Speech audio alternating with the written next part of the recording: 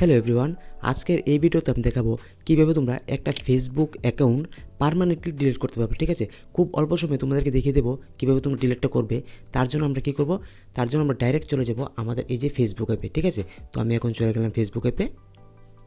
হ্যাঁ, ফেসবুক অ্যাপে আসার পর তোমরা কী করবে, এখানে দেখতে পারো লেফট সাইড কর্নারে এখানে একটা 3 লাইন দেখা যাচ্ছে। ঠিক আছে, তো তোমরা কী করবে, এই 3 লাইনে একটা ক্লিক করে দেবে। তো আমি ক্লিক করে দিলাম।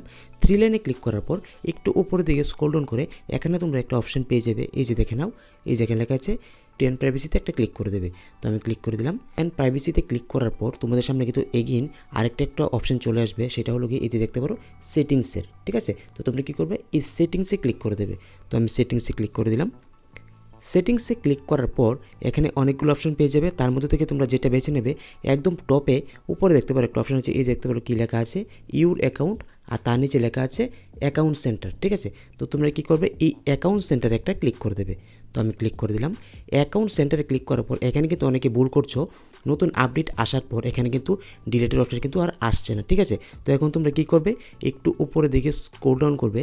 স্ক্রল ডাউন করার পর এখানে দেখতে পাবে একদম নিচে একটা অপশন চলে এসছে ম্যানেজ অ্যাকাউন্ট। ঠিক আছে, তো তোমরা এই যে ম্যানেজ অ্যাকাউন্ট রয়েছে সেটার মধ্যে একটা ক্লিক করে দেবে।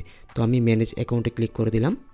ম্যানেজ অ্যাকাউন্টে ক্লিক করার পর এখানে কিন্তু তোমাদের সামনে অনেকগুলো অ্যাকাউন্ট কিন্তু শো করবে। তার মানে হচ্ছে এখানে ইনস্টাগ্রাম আর ফেসবুক দুটোই শো করছে। ঠিক আছে, তো আমরা যেটা রিমুভ করব অর্থাৎ ডিলিট করব সেটা হচ্ছে কি আমাদের প্রথমটা এইটা। ঠিক আছে, তো এটা আমরা ডিলিট করতে গেলে কী করতে হবে, এইটা রাইট সাইডে দেখো এখানে ম্যানেজ লেখা আছে। ঠিক আছে, তো আমরা কী করব, এই ম্যানেজে একটা ক্লিক করে দেবো।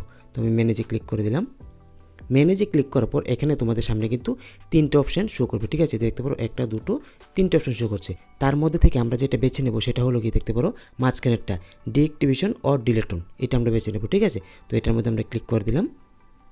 ক্লিক করার পর এখানে কিন্তু 2টো অপশন শো করবে এগেইন। ঠিক আছে, তো এখানে তোমরা যেটা বেছে নেবে সেটা হচ্ছে গিয়ে এই যে দেখতে পারো নিচেরটা। ঠিক আছে, ডিলেট অ্যাকাউন্ট এটা বেছে নেবে। প্রথমটা ডিঅ্যাক্টিভেট অ্যাকাউন্ট, সেটা দরকার নেই, তোমরা এই ডিলেট অ্যাকাউন্টটা ক্লিক করবে। ঠিক আছে, এটা সিলেক্ট করে নিচে দেখতে পারো কন্টিনিউ চলে আসলো। তো তোমরা কী করবে, এই কন্টিনিউতে ক্লিক করে দেবে।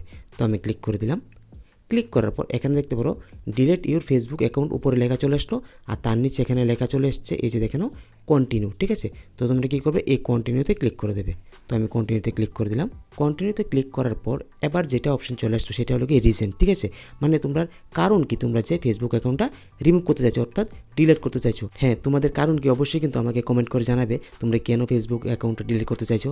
সেটা যদি তোমরা মেসেজ করো তাহলে আমিও বুঝতে পারবো কেন তোমরা ডিলিট করতে চাইছো। ঠিক আছে, তো এখান থেকে আমরা কী করবো, রিজন সিলেক্ট করবো অর্থাৎ কারণ সিলেক্ট করবো। তো তোমরা এখান থেকে কিন্তু যে কোনো একটা কিন্তু এরকমভাবে বেছে নিতে পারো, এখানে সিলেক্ট করে বেছে নিতে পারো। ঠিক আছে, তোমাদের রিজন কি, আর তোমাদের রিজন যেটা কারণ রয়েছে ডিলিট করবে সেটা যদি এখানে না থাকে তো তোমরা যে কোনো একটা সিলেক্ট করে নিয়ে নিতে পারো। ঠিক আছে, তো আমি 2 নম্বরটা সিলেক্ট করলাম, I just need a bag. ঠিক আছে, তো সিলেক্ট করে তোমরা কী করবে, এখানে দেখতে পারো নিচে একটা অপশান আছে কন্টিনিউ, তো তোমরা জাস্ট এই কন্টিনিউতে একটা ক্লিক করে দেবে। তো আমি কন্টিনিউতে ক্লিক করে দিলাম। কন্টিনিউতে ক্লিক করার পর এখানে দেখতে পারো 2টো অপশন চলে আসছে। ঠিক আছে, তো এই জায়গাটা একটু ভালো করে বুঝে নাও। প্রথম যে অপশনটা দেখা যাচ্ছে সেটা হচ্ছে কি এস ডিঅ্যাক্টিভেশন অ্যাকাউন্ট। ঠিক আছে, প্রথমটা হচ্ছে ডিঅ্যাক্টিভেট করার অপশনটা, সেটা কিন্তু এস হয়ে রয়েছে। তো তোমরা এটা সিলেক্ট করবে না, এটা ডিঅ্যাক্টিভেট। ঠিক আছে, কিছু দিনের জন্য হবে, পার্মানেন্টলি কিন্তু হবে না।